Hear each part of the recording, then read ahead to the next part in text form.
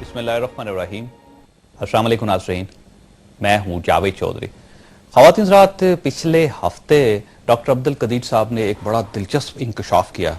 Doctor साहब का ये कहना था कि उनके पास चौधरी शुजात हुसैन और एस एम ज़फ़र साहब आए थे और ये जनरल परवेज़ मुशर्रफ साहब जो उस वक्त सदर थे उनका एक पैगाम लेकर आए थे और उनका ये कहना था, इन दोनों हजरात ने ये जनरल परवेज़ मुशर्रफ साहब की तरफ से डॉक्टर साहब से ये कहा कि अगर आप तमाम जुराइम अपने ज़िम्मे ले लें तो उससे पाकिस्तान बच सकता है और हमारा न्यूक्लियर प्रोग्राम भी बच सकता है। जनरल परवेज़ मुशर्रफ साहब को आज हमने टेलीफोन लाइन पे लिया क्योंकि डॉक्टर अब्दुल कदीर साहब ने उनका नाम लिया है, तो स्टोरी की जो दूसरा पहलू है वो भी हम चाहते हैं कि आपके सामने रखा जाए। जनरल परवेज़ मुशर्रफ साहब इस वक्त टेलीफोन लाइन पे हमारे साथ हैं और आज का पूरा प्रोग्राम जनरल साहब से हम कुछ सवाल करेंगे और उनसे कुछ सवालों के जवाब चाहेंगे। जनरल साहब अस्सलाम वालेकुम। जी वालेकुम सलाम। जैसा ये बताइएगा कि डॉक्टर अब्दुल कदीर साहब ने इंकशाफ किया है कि आपने अमेरिका को राजी करने के लिए, खुश करने के लिए डॉक्टर अब्दुल कदीर साहब को तैयार किया था कि वो सारा जुर्म अपने ऊपर डाल लें। आपने चौधरी शुजात हुसैन साहब को और एस एम ज़फ़र साहब को उनके पास भिजवाया और ये कहा कि पाकिस्तान के ऊपर बड़ा बुरा वक्त है और पाकिस्तान के ऊपर पाबंदियां लग जाएंगी अगर आपने तस्लीम ना किया। तो उन्होंने कहा कि मैंने पाकिस्तान को बचाने के लिए ये एतराफ़ कर लिया था। ये बात किस हद तक दुरुस्त है? ये बिल्कुल सरासर उनके दिमाग में एक इमेजिनेशन वो दौड़ा रहे हैं और बिल्कुल जान के या तो झूठ बोल रहे हैं या फिर इनको सोच ऐसी गलत है। ये बिल्कुल टाइम ही नहीं था कि मैं इनके पास कोई बंदे भेजता। मैं तो एक बहुत ही एम्बैरेसिंग पोजीशन में था और मुल्क को रोग कंट्री कहा जा रहा था, एक प्रोलिफरेटर इनको कहा जा रहा था, रोग साइंटिस्ट कहा जा रहा था। टाइम ही नहीं था। मैंने तो आते ही इनको शाम को बुलाया दफ्तर में और इनको मैं अभी एग्जैक्ट अल्फाज आपको कहूं, इनको मैंने सामने बिठाकर मैंने कहा, डॉक्टर साहब आपको पूरी कौम और मैं भी अपने सर पे उठाकर हम लोग आपको ले जा रहे हैं, आप हमारे हीरो हैं और हम सब के लिए आपने ये काम किया है, बहुत अच्छा काम पाकिस्तान को न्यूक्लियर टेक्नोलॉजी के सिलसिले से आपने किया है। ये आपने क्या कर दिया? ये तो आपने मुल्क का तबाही कर दी, पूरी दुनिया में हमें रोग कहा जा रहा है। तो क्या किया, क्यों किया आपने? ये आंसुओं से रोए हैं। मैं आपको बताऊं, ये आंसुओं से रोए हैं मेरे सामने और मैंने इन्हें कहा है कि आप देखें डॉक्टर साहब, मुझे और ज्यादा एम्बैरेस ना करें, आप ये कंट्रोल करें अपने आप को। अब देखना, पिछड़ा तो भूलें, अब जो कर दिया आपने कर दिया, आगे का सोचना है अब क्या किया जाए, अब क्या करना है। मैंने तो ये सोचना है आपको कैसे बचाना है और पाकिस्तान की रेपुटेशन को कैसे बचाना है। अच्छा, इन्होंने कहा जो आप कहेंगे वो करूंगा और एकदम मैंने कहा चलें आप स्टेटमेंट दें, ओन अप करें, तो फिर आगे देखते हैं क्या किया जाए। तो ये तो कोई टाइम ही नहीं था कि लोग भेजे जाए उधर, ये बिल्कुल गलत कह रहे हैं। अच्छा, ये बताइए डॉक्टर अब्दुल कदीर रोए क्यों थे, किस बात पे? वो शर्मिंदा थे या वो समझ रहे थे कि उनसे शर्मिंदा या एक्टिंग कर रहे थे? One of the two. शर्मिंदा नहीं, उन्होंने एतराफ किया था कि गलती इनसे हुई है। हाँ हाँ हाँ बिल्कुल 100%। अब ये अब 2-3 साल गुजरने के बाद, 4 साल, पता नहीं कितने साल गुजरने के बाद इनको सारे इंकशाफ हो रहे हैं। ये आप जो कह रहे हैं कि मैंने वो अमेरिका को सेंट्रीफ्यूज दे दिया, एक दफा इन्होंने किसी आर्टिकल में कहीं ये लिख दिया, ये बता रहे हैं, कभी कुछ कह रहे हैं, कभी बेनजीर ने इन्हें कहा, भेजा था कि वहां उनको वो दे दो टेक्नोलॉजी। सब ये क्या ये बातें कर रहे हैं, मुझे समझ नहीं आ रही है क्या हो गया इन्हें। बच्चों खामोश रहो भाई। इनको ये एक्चुअली मीडिया से अभी हैं, ये मीडिया में घुसना चाहते हैं और अपने आप को लाइमलाइट में रखना चाहते हैं। इनकी एक इमेजिनेशन है। मुझे लोग कह रहे हैं कि ये शायद प्रेसिडेंट भी बनना चाहते हैं, कुछ पार्टी बना ली, अब पॉलिटिकल पार्टी। ये करना, एक साइंटिस्ट को, दुनिया के किसी एटॉमिक न्यूक्लियर साइंटिस्ट का आपको नाम पता है? कौन क्या कर रहे हैं इंडिया में, कौन क्या कर रहा है आपको पता है? बस ये एक शख्स हैं जो अपने आप को मीडिया में रखना चाह रहे हैं। हमारे पास खुदा के फजलो करम से जबरदस्त साइंटिस्ट हैं, एक से एक उन्होंने टेक्नोलॉजी दी है हमें, एटम बॉम्ब बनाया है उन्होंने, ट्रिगर मैकेनिज्म दिया है, सब कुछ उन लोगों ने दिया है, डिलीवरी सिस्टम हमें तमाम दिए हैं। लेकिन जनरल साहब, ये बात तो बड़ी हद तक दुरुस्त है कि वो पूरी कौम उनको मोहसिन पाकिस्तान समझती है, उन्होंने एटम बम भी बनाया, पाकिस्तान को प्राइड दिया, एक हीरो हमारे हैं डॉक्टर अब्दुल कदीर साहब, हम उससे इनकार तो नहीं कर सकते।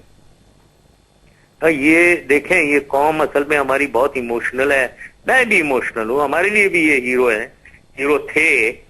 लेकिन जब मैं इंचार्ज बना हूं, जब मैं आर्मी चीफ बना हूं और मैंने ये सारी चीजें देखी हैं कि ये न्यूक्लियर ہماری کیا ہے، اب ڈیٹیل میں جائے بغیر، ظاہر ہے وہ تو کانفیڈینشیل ہے، لیکن میں بتانا چاہتا ہوں کہ یہ نا سمجھی ہے، یہ ہمیں سمجھ نہیں ہے کہ نیوکلیئر سائیکل جو ہے، پروسیس جو ہے نیوکلیئر بام بنا کر اسے ڈیلیور کرنے کا، وہ سب سے پہلے اسٹیپ نمبر 1 جو ہے نا، منرل لیا اپنے یورینیم، اور اس کو یورینیم پہاڑ سے جو نکلتا ہے وہ نکال کے آپ اسے گیشیس فارم میں بناتے ہیں، اس کو کہتے ہیں UF6، وہ انریچڈ یورینیم نہیں ہوتا، لو انریچمنٹ اس کی ہوتی ہے، کوئی 5% یا جو بھی ہے، اس کو کینسٹرز میں بند کر کے سیکنڈ سٹیج ہے کہ وہ اس کی انریچمنٹ ہوتی ہے، مطلب وہاں ان کا کام آتا ہے، سینٹریفیوجز میں انریچ کریں آپ اس UF6 گیس کو، آپ انریچڈ یورینیم کریں 90%۔ لیکن جیسا میں قطع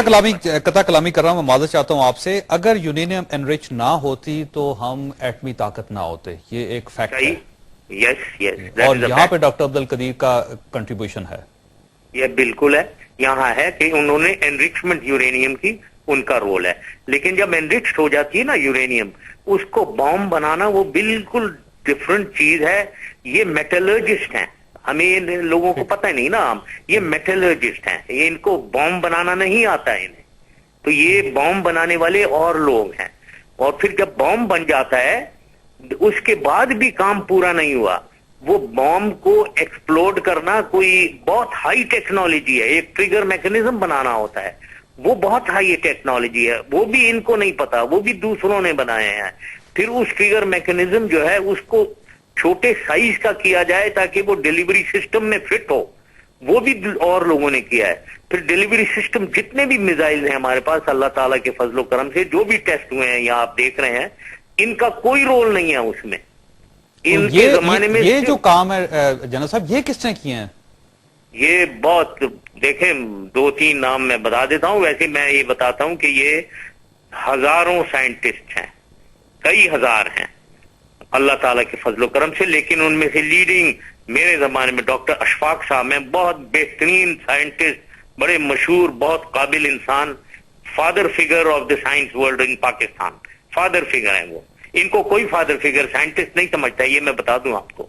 دوسری چیز یہ ہے، سمر مبارک مند صاحب ہیں، بہت زبردست ان کی کنٹریبیوشن ہے پاکستان کو ان missiles and bombs in the technology. Then Burney صاحب ہیں، ابھی ہیں، وہ بہت زبردست انسان ہیں، وہ انوالوڈ ہیں ڈیپلی۔ اب اور میں نام کیا بتاؤں، یہ 3 مشہور نام ہیں، اور بٹ وہ بڑے ڈیسنٹ لوگ ہیں، ان کو یہ گالیاں تک دیتے رہے ہیں، میرے زمانے میں یہ ڈاکٹر اشفاق کو، سمر مبارک مند کو گالیاں دیتے تھے، مجھے ایک دفعہ لیٹر لکھ دیا گالیاں، وہ سمر مبارک مند، میں نے ان کو پہلی دفعہ ان کو اس وقت بلایا تھا، میں نے کہا ڈاکٹر صاحب کوئی ایسی نہ کیا کریں، کوئی تمیز سے کم از کم لیٹر جب لکھتے ہیں کوئی اس طریقے کے نہیں لکھتے ہیں، آئی کانٹ ٹیل یو کہ کیا بری انہوں نے ان کو گالیاں لکھی ہوئی تھیں، ایسی خواہ میں آپس میں لڑائیاں۔ اچھا جنرل صاحب یہ بتائیے، کیونکہ آپ تو پاکستان کے ایٹمی پروگرام کو بڑی کلوزلی آپ نے واچ کیا، اور اس کے بعد اس کا command security and command system بھی آپ نے بنوایا آپ کے دور میں، اگر فرض کیجئے کہ ہمیں اپنے نیوکلیئر جو آرسنل ہیں ان کو اگر ایکٹیو کرنا پڑے تو ہم کتنی دیر میں کر سکتے ہیں؟ اب یہ کانفیڈینشیل اور سیکرٹ چیزیں ہیں، یس میں صرف یہ کہہ سکتا ہوں کہ یہ دنیا میں وہ کہتے ہیں نا کہ فنگر آن دا بٹن، کہ جی کسی کا فلانے یونائٹڈ اسٹیٹس پریزیڈنٹ کا بٹن کے اوپر فنگر ہوتا ہے، اور یونائٹڈ سوویت یونین بھی یہی تھا ایک زمانے میں، ابھی بھی پتہ نہیں رشین پریزیڈنٹ کا ہوتا ہوگا، لیکن یہ پاکستان اور ہندوستان کے کانٹیکسٹ میں یہ بات نہیں ہے، ان لوگوں کی نیوکلیئر ایسٹس اور میزائل تیار پوزیشن میں ہوتے تھے just to be pressed and fire, کیونکہ ان کی وہ نہیں چاہتے تھے کہ وہ ان کے ایئر سپیس میں بھی کوئی میزائل انٹر ہو وغیرہ، تو انٹرسپٹ کرنے کے سلسلے میں یا ریٹیلیشن وغیرہ، ان کی میس ریٹیلیشن کی تھیوریز اور اسٹریٹجیز تھیں۔ ان آر کیس ہماری جو نیوکلیئر ایسٹس ہیں الحمدللہ وہ میٹڈ نہیں ہوتے ہیں، وہ ہندوستان میں بھی نہیں رکھے ہوئے ہیں، وہ یہ نہیں ہے کہ ہم تیار ہیں، بٹن کسی پریس کیا اور فائر ہو گیا، اس سے ہم قریب نہیں ہے، اس میں تھوڑا سا ٹائم لگے گا کرنے میں، کر تو سکتے ہیں ہم آبویسلی، لیکن ہم نے جان کے ایک سیفٹی میکنزم، کیونکہ کوئی میکسیمم کتنے ٹائم میں تیار کر سکتے ہیں ہم؟ میکسیمم کتنا ٹائم چاہیے ہمیں تیار کرنے میں؟ یہ میں بتانا نہیں چاہوں گا، یہ سیکرٹ چیزیں ہیں اور اس پہ میں کامنٹ. اچھا واپس ڈاکٹر قدیر صاحب کی طرف آتے ہیں. مجھے بتائیے جنرل صاحب کہ اگر اس وقت ڈاکٹر عبد القدیر صاحب معذرت نہ کرتے قوم سے، ٹیلی ویژن پہ نہ آتے یا آپ ان کی مدد نہ کرتے تو کیا ہوتا؟ یہ تو ان کو میں تو یہ بتاتا ہوں، یہ تو میائی شیخ کہ ان کو تو یہ تھینک لیس ہیں. میں نے ان کو بچایا ہے، میں یہ کہنا چاہوں گا. اگر میں ان کو بچا کر ایک جگہ نہیں رکھتا اور ان کو گارڈ نہیں کرتا تو میرے خیال میں ان کو کوئی کڈنیپ ہی کر لیتا اور یہ مارے جاتے. لوگ تو they were asking for his head. وہ تو کہہ رہے تھے اس کو دیو، اس کو انٹرنیشنل کورٹ میں ٹرائی کریں گے ہم. یہ تو پرولیفریٹر ہیں. میں نے تو ان کو بچایا ہے. کون کہہ رہا تھا آپ سے؟ سب کہہ رہے تھے، یہ the whole world. اس زمانے کی نیوز دیکھیں آپ، یہ ایوری ون واز سیئنگ کہ یہ روگ سائنٹسٹ، روگ ملک، روگ آرمی، سب باتیں شروع ہو گئی تھیں یہ پرولیفریشن کی. تو امریکز کی کوشش تھی کہ آپ ان کو ہینڈ اوور کر دیں، امریکا کے حوالے کر دیں یا یو این کے حوالے کر دیں یا یورپ کے کسی ملک کے حوالے؟ بالکل کوشش تھی ان کی کہ ان کو کسی he should be tried and he should be brought to book for his proliferation. اچھا اگر آپ ان کو سیکیورٹی نہ دیتے، اگر ان کو محفوظ نہ رکھتے تو ان کے اوپر اٹیک ہو سکتا تھا؟ بالکل ہو سکتا تھا، 90% بالکل ہو سکتا تھا. آپ کے پاس کوئی انفارمیشن تھی یا یہ انفارمیشن ہے آپ کی یا پھر آپ کا خیال ہے؟ میری انفارمیشن فرینکلی نہیں ہے کہ کوئی اٹیک کرنے آ رہا ہے یا کوئی، یہ بات نہیں ہے. لیکن ہماری سب کی، صرف میری نہیں، ہم سب کی، جب میں نے اپنے ساتھیوں سے بھی ڈسکس کیا، سب نے سوچا کہ یہ بہت ڈینجر میں ہے، ان کو بچانا چاہیے. تو آپ نے پھر ان کو اپنے ان کے گھر میں آپ نے محصور کر دیا اور سیکیورٹی لگا؟ گھر میں محفوظ کیا. لیکن یہ بھی میں بتاؤں جاوید کہ یہ بالکل انڈر اریسٹ نہیں تھے. یہ بھی یہ جھوٹ بول رہے ہیں. ان کو پوری فیسلٹی ہم نے دی تھی، جہاں جانا چاہیں. یہ اسلام آباد میں، یہاں تک کہ یہ کراچی بھی گئے ہیں. یہ کراچی جب بھی جانا چاہیں ہم نے کہا تھا بس بتا دیں، ہم آپ کو لے جایا کریں گے. وہ انڈر گارڈ چلے جاتے تھے، انڈر ان کی سیکیورٹی کے ساتھ چلے جاتے تھے. کئی دفعہ گئے ہیں اور کئی دفعہ یہ اسلام آباد میں گھومے. تو ایسے یہ مطلب ہی تھینک لیس. آئی واز سے کہ یہ سارا کچھ ہوا تھا. ہم تو کون سے ان کو کوئی بالکل ان کی اپنے انٹرسٹ میں تھا کہ ان کو وہاں سیکیور رکھا جائے. اور یہ گرفتار نہیں تھے آپ کا کہنا ہے؟ نہیں، بالکل نہیں. ٹھیک، صرف حراست میں تھے آپ؟ ہاں، کیونکہ سینٹنس کوئی کورٹ ٹرائل تو ہوا ہی نہیں. تو ہم نے سوچا ان کو ایک گھر میں رکھتے ہیں، سیکیورٹی دو، اور جہاں جانا چاہتے ہیں ہمیں بتا دیں تو ہم لے جایا کریں گے. سیکیورٹی ہوگا کرے گی وہاں ان کے ارد گرد. ٹھیک ہے جناب صاحب، یہاں پہ میں نے ایک بریک لینی ہے اور بریک کے بعد دوبارہ آپ کے پاس حاضر ہوتے ہیں. پروگرام میں دوبارہ خوش آمدید. خواصہ جنرل پرویز مشرف صاحب ہمارے ساتھ ٹیلی فون لائن پہ ہیں. جنرل صاحب یہ بتائیے گا کہ میں آپ کو دوبارہ ماضی کی طرف لے کے جانا چاہتا ہوں. جب یہ ایشو ہوا تھا ڈاکٹر عبد القدیر صاحب کا تو اس وقت جنرل اسلم بیگ صاحب کا بھی نام آیا، جنرل ذوالفقار صاحب کا بھی نام آیا. اس وقت یہ کہا جاتا تھا کہ آپ نے جنرل اسلم بیگ اور جنرل ذوالفقار کو تو بالکل چھوڑ دیا، ان کے خلاف کسی قسم کی انویسٹیگیشن نہیں ہوئی، ان کو کسی جگہ ٹرائل نہیں ان کا ہوا، ان سے آپ نے کوئی معافی نہیں منگوائی، جبکہ آپ نے ڈاکٹر عبد القدیر صاحب کو قوم کے سامنے پیش کر دیا. نہیں، انہوں نے تو وہ تو پرولیفریشن ان کے اگینسٹ بالکل clear cut documentary evidence, pictorial evidence, تصویریں ان کی وہ اس کے ساتھ مجھے مل گئی تھی، مجھے دی گئی تھی. تو میں ان کے بارے میں تو کلیئر کٹ کیس تھا. ایک یہ مرزا اسلم بیگ کے نے تو کچھ بھی نہیں کیا. اب اگر کیا ہو ان کے دماغ میں ہو کچھ کیونکہ وہ بھی بڑے اپنی اسٹریٹجی وہ چلاتے تھے کہ ادھر ادھر بڑی سوچ، گرینڈ اسٹریٹجی میں پڑھتے تھے، اپنی امیجنیشن دوڑاتے تھے. لیکن ذوالفقار صاحب تو ڈی جی سی ڈی تھے اور بعد میں آئے ہیں. میرے خیال میں وہ مرزا اسلم بیگ کے زمانے میں نہیں تھے، وہ تو جنرل وحید کے زمانے میں تھے. میرا یہ خیال ہے.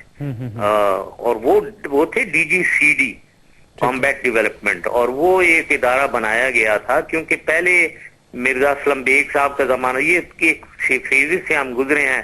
سب سے پہلے تو یہ آئے قدیر صاحب، یہ صرف بھٹو صاحب کے ساتھ ان کا ان ٹچ تھے اور ان کے لیے فیسلٹی دی گئی، ان کو فائنینشیل سپورٹ دیا گیا. انہوں نے اسٹیبلش کرنے کی کوشش کی، یہ کے آر ایل جو ہے اسٹیبلش کیا.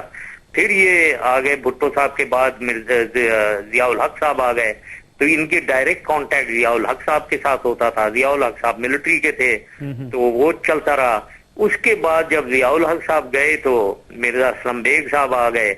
انہوں نے پھر ڈی جی سی ڈی کا کانسیپٹ ایک بنایا کہ کیونکہ اب وہ پریزیڈنٹ غلام اسحاق صاحب تھے، وہ سویلین تھے، تو ان کا پھر چینل ہو گیا پریزیڈنٹ غلام اسحاق صاحب، آرمی چیف مرزا اسلم بیگ، تو انہوں نے ایک ڈی جی سی ڈی کا کانسیپٹ بنا دیا، ایک لیفٹیننٹ جنرل کو، میجر جنرل کو لگایا کہ آپ یہ ہینڈل کریں as a staff officer to the army chief, اور آرمی چیف پریزیڈنٹ کو رپورٹ کر رہے ہیں.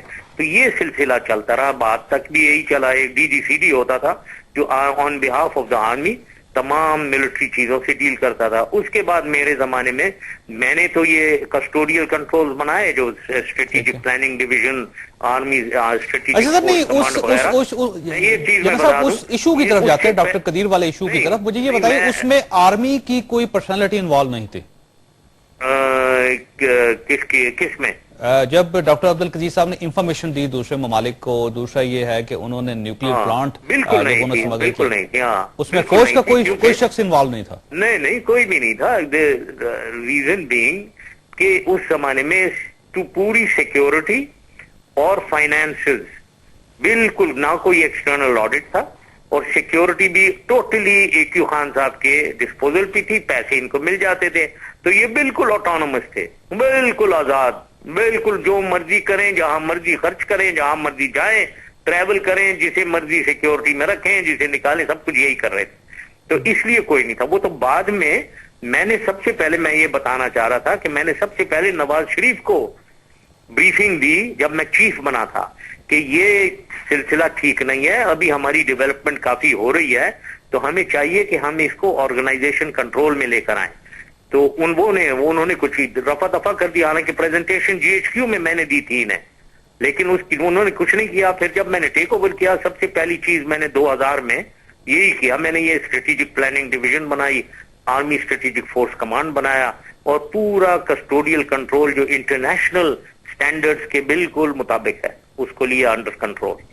اچھا یہ بتائیے، ہماری جو نیوکلیر ایسٹس ہیں اب کس کے کنٹرول میں ہیں؟ فوج کے کنٹرول میں ہیں، پریزیڈنٹ صاحب کے کنٹرول میں ہیں، پرائم منسٹر صاحب کے کنٹرول میں، کس کے کنٹرول میں؟ یہ کنٹرول جو آپ کہہ رہے ہیں، اس کو دیکھیں، ڈیولپمنٹ اس کی دو پارٹس ہیں، ڈیولپمنٹ، امپلائمنٹ، ٹھیک ہے نا جی.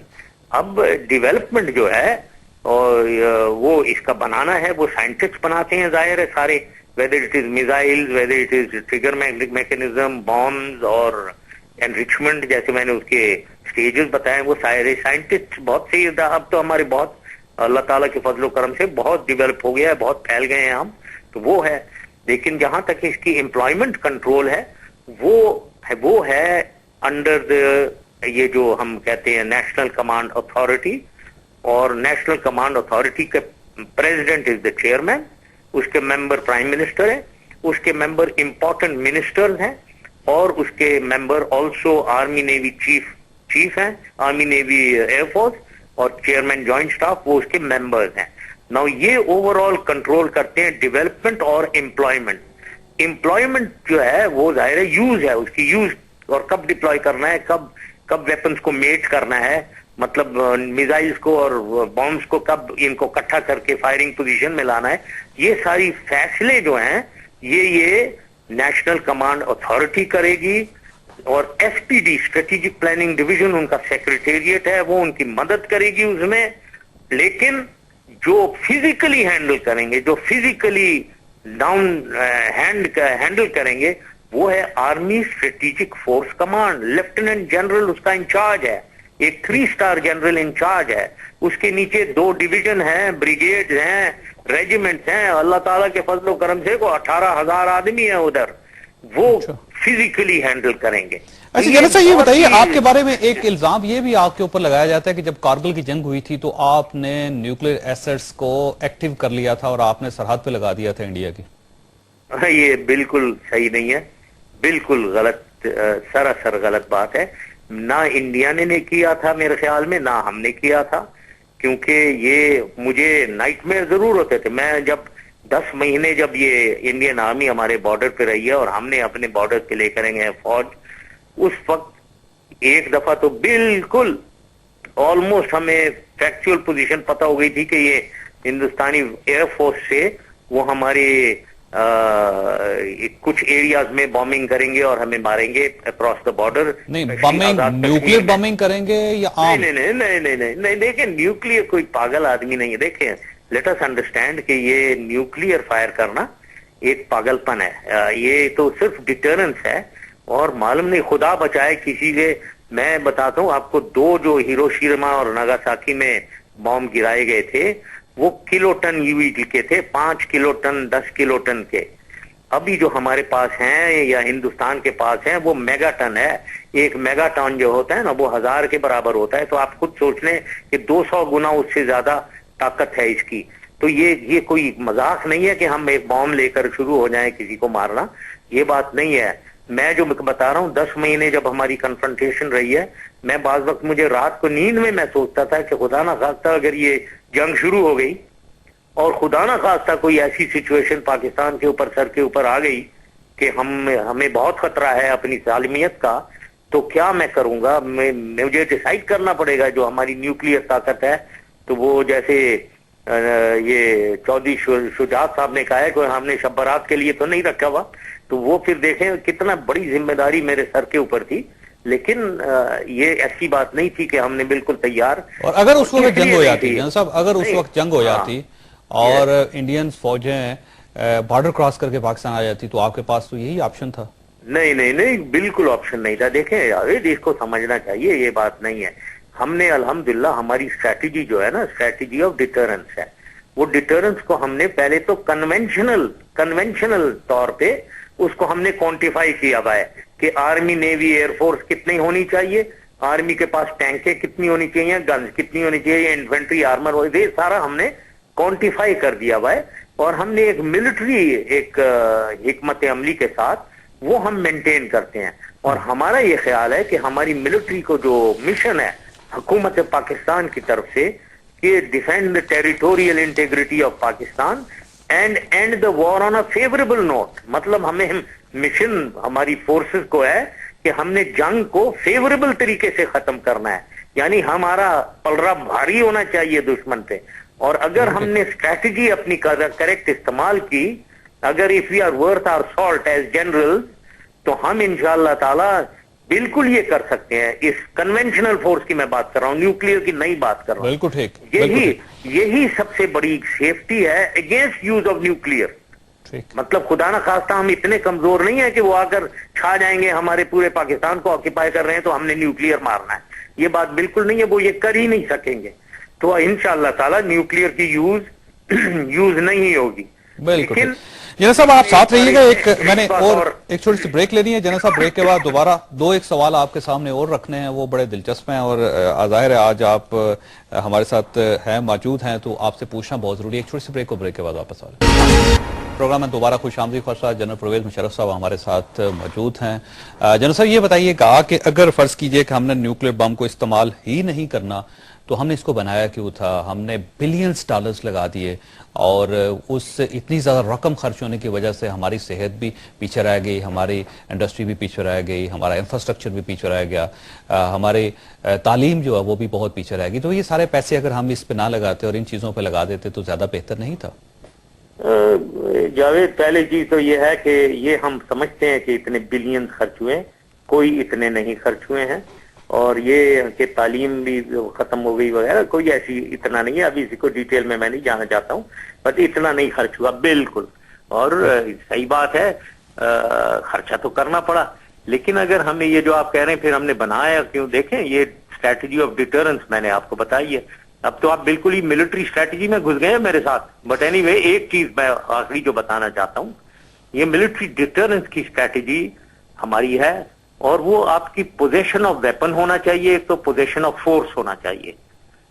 लेकिन सिर्फ पोजेशन ऑफ फोर्स से काफी नहीं है डिटरेंस की स्ट्रैटेजी। उसकी इंटेंट टू यूज भी होना चाहिए। फिर ही दुश्मन डरता है कि यार ये हमारे ऊपर यूज हो जाएगा, तो ये नहीं करना चाहिए, हमें जंग में नहीं जाना चाहिए। तो ये हमारी स्ट्रैटेजी थी, एक तो पोजेशन और इसकी इंटेंट टू यूज। ठीक, यानी अगर इंडिया को ये मैसेज है ना कि अगर जरूरत पड़ी तो ये इस्तेमाल कर जाएंगे। बिल्कुल बिल्कुल। और अगर अब सवाल ये है कि अगर हमें जरूरत पड़ी तो हम कर जाएंगे। یہ بتائیے جنرل صاحب. بہت سوچنا پڑے گا. بہت جو بھی لیڈر ہے یہ بہت بڑی بات ہے, جیسے میں نے بتایا بہت بڑی بات ہے, بہت سوچنا پڑے گا کہ کون سی یہ سچویشن میں. لیکن میں یہ بتا دوں کہ جب سے ہمیں یہ ملا ہے, جب سے ہماری یہ کیپیبلٹی ہے, ہاں یہ بھی میں بتا دوں جاوید آپ کو, دشمن نے بھی اپنی اسٹریٹجی ماڈیفائی کی ہے. ٹھیک. انہیں معلوم ہے کہ پاکستان کو وہ اس لمٹ تک نہیں دبا سکتے ہیں جس میں ہم وہ استعمال کر لیں. ٹھیک ہے نا. تو انہوں نے اپنی اسٹریٹجی کو لمٹ کر دیا ہوا ہے. یہ امپیکٹ ہے ہماری پوزیشن آف فورس کا. یعنی انہوں نے اپنی پوزیشن کو تھوڑا سا نرم کیا, انہوں نے بھی اپنا موقف درست کیا. ملٹری اسٹریٹجی ہو جائے نا, کہاں تک وہ جا سکتے ہیں؟ کیا ہمیں ختم کرنا چاہتے ہیں؟ وہ خدا نہ خواستہ ویسے تو کنونشنل فورس سے ہی ہم یہ نہیں کرنے دیں گے انہیں. ہم انشاءاللہ تعالی فتح یاب ہوں گے ان کے خلاف. اچھا جنرل صاحب یہ بتائیے گا کہ ہم 2001 کی طرف آتے ہیں, 9/11 کے بعد آپ کے بارے میں ہمیشہ یہ الزام لگتا ہے کہ آپ نے ایک ایسی جنگ چھیڑ دی جو ہماری نہیں تھی. آپ انڈیا کی سے آپ نے خوف سا کریٹ کر کے آپ نے پورے ملک کو اٹھایا اور امریکہ کی گود میں بٹھا دی, اور آج تک ہم اس کے اثرات برداشت کر رہے ہیں. آپ سے غلطی ہو گئی تھی, آپ کو نہیں کرنا چاہیے تھا امریکہ کے ساتھ اتحاد, اور اس جنگ کا حصہ نہیں بننا چاہیے تھا. آج آپ کیا محسوس کرتے ہیں؟ یہ میں بالکل یہ محسوس نہیں کرتا ہوں. میں آج ود ہائنڈسائٹ, ود انٹائر ہائنڈسائٹ, بالکل میں سمجھتا ہوں فیصلہ بالکل درست تھا. یہ تو کوئی عقل مند آدمی جو پڑھا لکھا آدمی ہے وہ یہ کہہ ہی نہیں سکتا ہے کہ یہ فیصلہ غلط تھا. بھائی دیکھیں وہ وہاں سے انہوں نے اٹیک تو ایک تو وونڈڈ بیئر کی طرح یہ بالکل وہ تو ورلڈ ٹریڈ سینٹر گرا دیا. وہ ایک سول سپر پاور کو اتنے غصے میں تھا, وہ تو اٹیک کرنے والا تھا. وہ دیکھ رہا تھا کب مارے, کس کو مارنا ہے, کہاں ہے یہ اسامہ بن لادن, سب کو جو اس کو ہیلپر ہے ان کو بھی مارنا ہے ہم نے, سب کو تباہ کر دیں گے ہم. یہ تو جس میں وہ DGISI جنرل محمود نے مجھے یونائٹڈ اسٹیٹ سے ٹیلی فون کر کے بتایا, وہ کہہ رہے ہیں کہ well bomb you to stone age. تو یہ باتیں تو ساری ہو رہی تھیں. انہوں نے یہ ایسٹ سے ہندوستان نے ان کو پورے بیسز اور پوری فیسلٹیز اپنی پلیج کر دی تھی کہ آئے آپ یہاں سے جائیں, ہم سارا دیتے ہیں. اب جب انڈیا سے انہوں نے آنا تھا, افغانستان کو انہوں نے مارنا ہے, تو پھر کیا ہوگا؟ یہ پاکستان بیچ میں ہے, تو آپ کے خیال میں پاکستان کا کیا ہوتا ہے؟ ساورنٹی وائلیٹ ہوتی ہے, ہمارے ہوا, ہمارے پورٹس, ہمارے ایئرپورٹس. اور اب اگر آپ سمجھ رہے ہیں کہ ان کے راہ میں ہم کھڑے ہوتے کہ ہم جانے نہیں دیں گے آپ کو, تو پھر آپ جنگ کر لیں ان کے ساتھ, ہندوستان اور امریکہ اور تمام دنیا کی کولیشن فورسز سے آپ جنگ کر لیں. تو پھر آپ سوچ لیں کہ آپ کے نیوکلیئر ایسٹس کا کیا ہونا ہے, آپ کے کشمیر کال جو آپ کے انٹرسٹ ہیں ان کے ساتھ کیا ہونا ہے. تو یہ ساری چیزیں ہیں جس میں لوگوں کو سمجھ نہیں ہے. اب وہ صرف یہ دیکھ رہے ہیں بس ٹیررزم ہو گئی ہے. بھائی ٹیررزم تو ہے. اچھا آپ کے پرانے ساتھی جنرل عبد القادر, انہوں نے یہاں ہمارے پروگرام میں کہا تھا, کوئٹہ میں اس وقت وہ کور کمانڈر بھی تھے, آج کل پاکستان مسلم لیگ نون میں MN ہے, ان کا یہ کہنا تھا کہ جنرل پرویز مشرف صاحب نے کور کمانڈر کی میٹنگ میں ہمیں یہ امپریشن دیا تھا کہ اگر ہم نے امریکہ کی بات نہ مانی تو امریکہ ہمارے اوپر بمباری کر دے گا, اور ہم نے اس خوف سے اجازت دے دی کہ آپ اس اتحاد کا حصہ بن جائیں. اور انہوں نے کہا یہ فیصلہ غلط تھا, ہمیں نہیں کرنا چاہیے تھا. میں اس سے یہ جو آپ نے کہا ہے, کور کمانڈرز کوئی بچے نہیں ہے کہ میں نے انہیں کہہ دیا تو وہ انہیں کہہ دیا کہ امریکہ ہمیں بومب کرے گا تو اس لیے ہم مان گئے. تو وہ بچے نہیں ہیں, وہاں وہ پوری انٹیلیجنس رپورٹ ہوتی ہے, DGISI پوری انٹیلیجنس بتاتا ہے وہ کیا سوچ رہے ہیں, کیا کرنے والے ہیں, ہندوستان کیا کر رہا ہے, وہ ساری انٹیلیجنس رپورٹ آتی ہے. پہلے انٹیلیجنس انالیسس بتایا جاتا ہے, کور کمانڈر اسے سنتے ہیں, پھر ایک ڈسکشن ہوتا ہے, اس ڈسکشن میں سب کے ویوز ہوتے ہیں. ادھر مجھے یاد ہے کہ 90% کے ویوز یہی تھے کہ ہمیں اس وقت تحمل سے کر رہے ہیں, ہم نے ایک براواڈو نہیں دکھا سکتے ہیں ہم. سب کے یہی ویوز تھے. ایک آدھا ہوگا جس نے کہا ہوگا کہ نہیں ہمیں یہ جوائن نہیں کرنا چاہیے, لیکن جب پوری ڈسکشن ہوئی کہ نہیں جوائن کرنے سے اس کی امپلیکیشنز وغیرہ, تو وہ سارا کلیئر آ گیا, سب مان گئے, یہ بھی مان گئے. کوئی یہ تھوڑی کہ میں نے کہہ دیا بچوں ادھر آؤ, تم اسکول میں بیٹھے ہوئے ہو, یہ امریکہ ہمیں مارے گا اگر تم نہیں مانے تو ہم مان گئے. یہ کیا مطلب؟ یہ کوئی بچے ہیں؟ یہ بتائیے کہ اگر ہم انکار کر دیتے اس وقت تو کیا ہوتا؟ وہ بہت سرٹنلی ہمیں US انڈیا کمبینیشن, بلکہ صرف US نہیں, دنیا جو کولیشن فورسز, تو پوری دنیا کی ملک کے فورسز ہیں ویسٹ کے, ان سبوں کا مقابلہ کرنا پڑتا. اور یہ وہ ہماری ایئر کو تو وائلیٹ کرتے. انہوں نے سب سے پہلے تو ایئر بمبارڈمنٹ, ناردرن الائنس تھی وہاں لڑ جو رہے تھے, وہ طالبان ورسز ناردرن الائنس, تو انہوں نے ناردرن الائنس کے فیور میں, کیونکہ ناردرن الائنس کو انڈیا رشیا، ایران سب مدد ناردرن الائنس کو کرتے تھے. ہم طالبان کی طرف تھے کیونکہ ظاہر ہے جیوگرافک اور ایتھنک ہماری ان کے ساتھ لنکیجز ہیں. یہ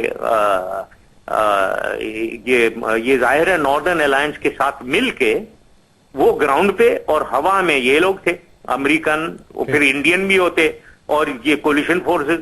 اب ہماری ایئر فورس کو ان کے ایئر فورس کا مقابلہ کرنا پڑتا. اب آپ خود سوچ لیں کیا ہوتا. جیسا صاحب جو نقصان ہوا پاکستان کے 40,000 لوگ مارے گئے، تقریباً $75 بلین کا ہمیں ڈائریکٹ نقصان ہوا، ہماری ایکسپورٹس رک گئی، پاکستان کے اندر اب کوئی آتا نہیں ہے، بجلی کا اتنا بڑا کرائسس پیدا ہو گیا، اور 3500 تقریباً 3,500 تو فوجی اس میں شہید ہوئے جس میں آفیسرز بھی شامل ہیں. اتنا زیادہ نقصان کرنے کے بعد اب کیا ہم اس سے نکل سکتے اس جنگ سے یا نہیں نکل سکتے؟ بالکل، مطلب یہ نقصان جو ہے اس کا مطلب یہ نہیں ہے کہ وہ ڈیسیجن غلط تھی.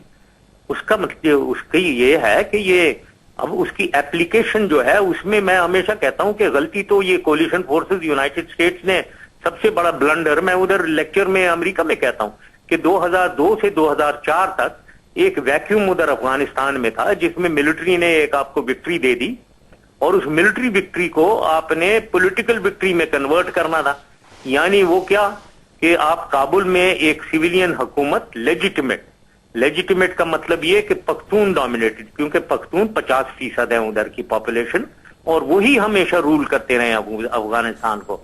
انہیں چاہیے تھا کہ پختون ڈومینیٹڈ ایک گورنمنٹ کابل میں بٹھاتے.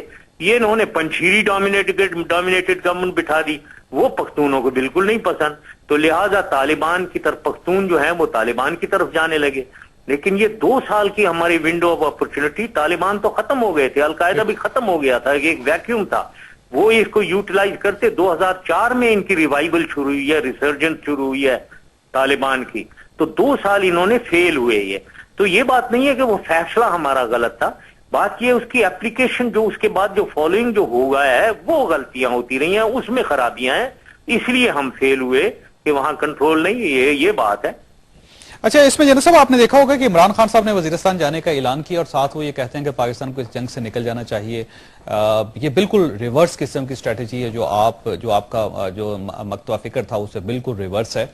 آپ یہ محسوس کرتے ہیں کہ عمران خان صاحب چلے جائیں گے وزیرستان 1 لاکھ لوگوں کو لے کے، پھر ان کے پریشر سے پاکستان نکل جائے گا امریکہ کے اس اتحاد سے؟ کیا یہ ممکن ہے؟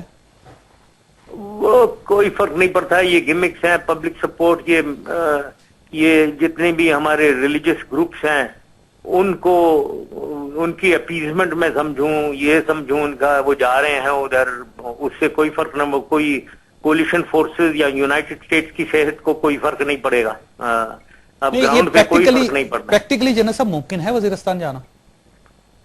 نہیں ممکن تو بالکل ہے، کیوں نہیں ہے، لیکن وہاں سے آگے سے تھریٹ بھی کوئی سنایا آ گیا ہے تو یہ اب ڈر بھی رہے ہیں. مجھے میرے خیال میں جانے سے پہلے نارتھ وزیرستان جانا تھا، اب کہہ رہے ہیں ساؤتھ وزیرستان چلے جاتے ہیں.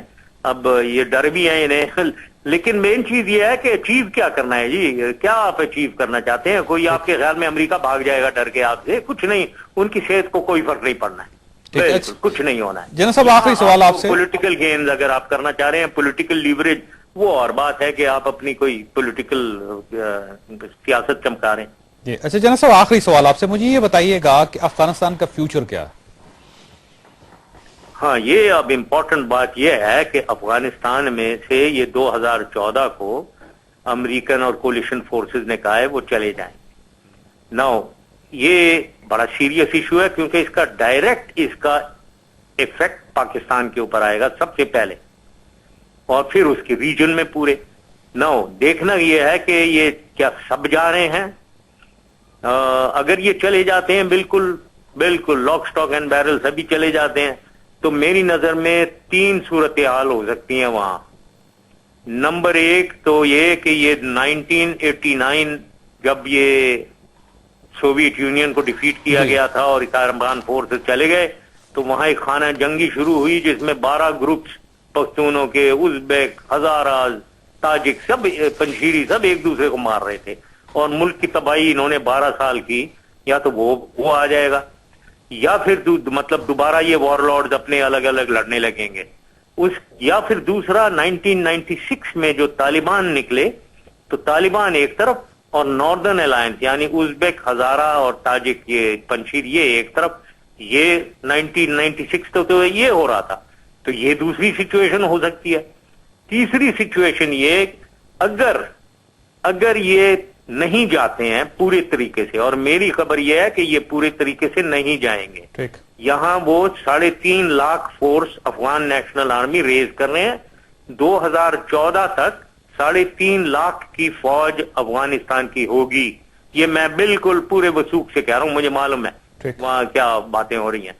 اور ان کے بیک اپ سپورٹ میں یہ ایئر فورس، ہیلی کاپٹر گن شپ اور اسپیشل فورسز کے ڈٹیچمنٹس یہ چھوڑیں گے. کوئی 70-80 ہزار لوگ ادھر چھوڑیں گے. یہ ٹھیک. تو آرمی ہوگی، افغان نیشنل آرمی زمین پہ، اور ان کے آن کال جیسے ملٹری میں کہتے ہیں، یہ ایئر اور ہیلی کاپٹر اور اسپیشل فورسز ہوں گے. اگر یہ ہوا تو میری نظر میں ایک سٹیل میٹ ہوگا، یعنی وہ طالبان ہو رہا ہے اور یہ لڑ رہے ہیں، لڑائی یہی سچویشن جو ابھی ہے وہی جاری رہے گی، انلیس کہ وہ افغان نیشنل آرمی بالکل ہی جیسے نظر آ رہا ہے کہ وہ پتہ نہیں کتنا وہ ان میں طاقت ہوگی کہ وہ لڑیں گے، یا وہ بالکل ایویپوریٹ ہو جائیں گے. اگر یہ ہوا پھر طالبان چھا جائیں گے جیسے 1998 میں 90%. اس کا مطلب یہ ہو کہ سٹیبلٹی ابھی تک کوسچن ہے بہت بڑا افغانستان. بالکل بہت بڑا کوسچن ہے. تو ہمیں یہ سوچنا ہے کہ اس کا امپیکٹ، ایک تو ریفیوجیز بالکل ہمارے ایریا میں آئیں گے، پھر دوبارہ آئیں گے اگر وہاں خانہ جنگی شروع ہو گئی، اسے ہمیں گارڈ کرنا ہے. دوسری چیز ہمیں دیکھنا یہ ہے کہ وہاں ہندوستان ایک ایکسٹرنل فورسز بڑے ایکٹ کر رہے ہیں. آگے وہاں بالکل افغانستان کو ایک اینٹی پاکستان افغانستان بنانے کی کوشش ہو رہی ہے. یہ 1950 سے ہو رہی ہے، کوئی نئی بات نہیں ہے. ہندوستان، روس ہمیشہ، KGB اور انڈیا اور افغان فورسز ہمیشہ ساتھ پاکستان کو وہ ڈسٹرب کرتے تھے. 1950 سے یہی تھا، ان کی کولیوژن تھی. اب دوبارہ وہی سچویشن جس میں افغانستان کو اینٹی پاکستان افغانستان بنایا جائے گا تو ہمارے لیے بہت مشکل ہوگا. تو ہمیں دیکھنا یہ ہے کہ ہم اپنی ساورنٹی، اپنے انٹرسٹ کو، اپنی سیکیورٹی کو کس طریقے سے ہم گارڈ کر سکتے ہیں ان ایونچویلٹیز میں، یہ ہمیں دیکھنا چاہیے. یہ بھی ایک ظاہر سوالیہ نشان ہے اور اس پہ ہمیں غور کرنا چاہیے. جناب صاحب آخری سوال، آپ کب آ رہے ہیں پاکستان؟ ہاں میں آؤں گا بالکل جاوید، آپ اپنا ساتھ دینا رب میرا. آئیں گے کب آئیں گے جناب صاحب؟ میں بالکل ڈیٹ میں نے نہیں فکس کیا، لیکن میں اپنی پارٹی کی آرگنائزیشن کر رہا ہوں اور میں دیکھ رہا ہوں کہ گراؤنڈ ریالٹیز کیا ہیں. اور پھر یہ جو پولیٹیکل پہلے پتا ہو کہ الیکشنز کب ہو رہے ہیں، ہزار تو ڈاؤٹس ہیں، ہو رہے ہیں نہیں ہو رہے ہیں، کوئی کچھ کہا نہیں بتا رہے، کوئی کچھ، اور انٹرم گورنمنٹ کب آ رہی ہے، کون آ رہی ہے، یہ ساری چیزیں میں دیکھ کر ذرا تھوڑا سا کلیئرٹی آ جائے تو پھر انشاءاللہ میں آؤں گا. جناب صاحب آپ کا بہت بہت شکریہ. خواہ صاحب آپ نے جناب پرویز مشرف صاحب کی گفتگو سنی، ان میں بہت سارے نئے نکتے تھے، ہو سکتا ہے آپ اس سے اتفاق کریں یا نہ کریں، لیکن کلیئرٹی بہت تھی ان کی بات میں. اللہ تعالیٰ آپ اور آپ کے اہل خانہ کو ہر قسم کی مصیبت سے محفوظ رکھے. اللہ حافظ.